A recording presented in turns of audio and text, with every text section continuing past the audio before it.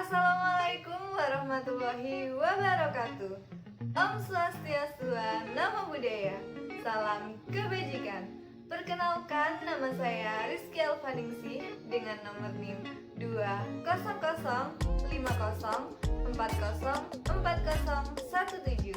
Saya dari jurusan PKK S1 Pendidikan Tata Busana 2020A, Fakultas Teknik Universitas Negeri Surabaya. Pada kesempatan kali ini, saya akan menjelaskan subtema dari tema Pancasila sebagai ideologi bangsa, yakni tantangan ideologi bangsa di masa depan. Langsung saja kita simak penjelasannya. Pengertian Pancasila sebagai ideologi bangsa Indonesia.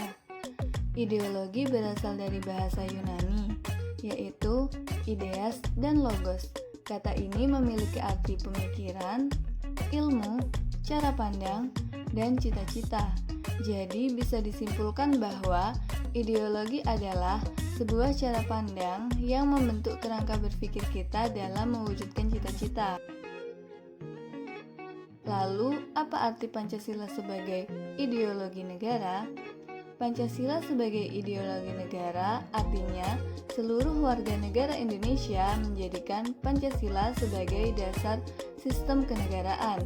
Nilai-nilai yang ada pada setiap butir Pancasila harus dijadikan sebagai pedoman dasar dalam melangsungkan kehidupan bernegara. Dari penjelasan tadi, kita tahu kan apa artinya Pancasila sebagai ideologi bangsa. Jadi setelah ini langsung aja kita ke subtemanya. Tantangan ideologi bangsa di masa depan.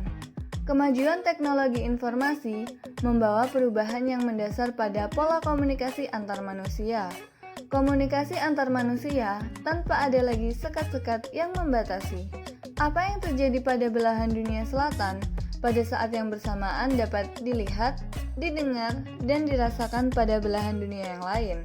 Jejaring sosial yang tidak lagi terbatas pada organisasi offline, tetapi lebih pada online, telah memberikan kontribusi yang signifikan terhadap tantangan sebuah ideologi suatu bangsa.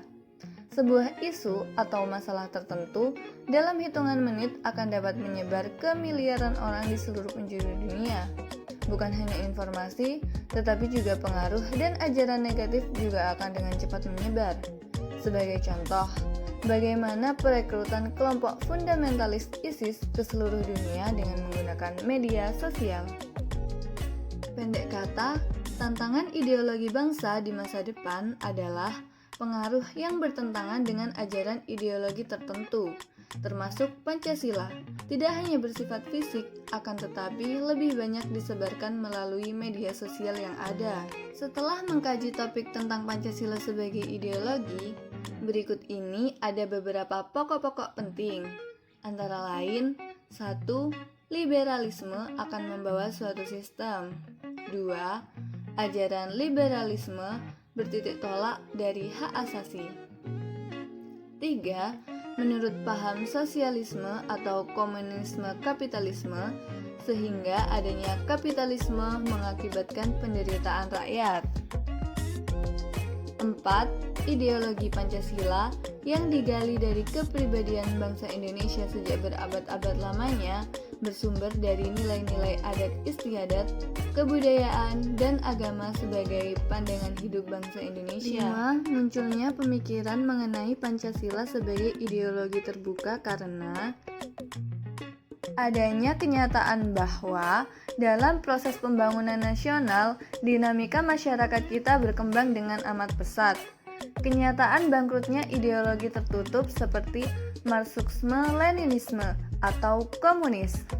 Yang terakhir, pengalaman sejarah politik kita sendiri di masa lampau sewaktu pengaruh komunisme sangat besar.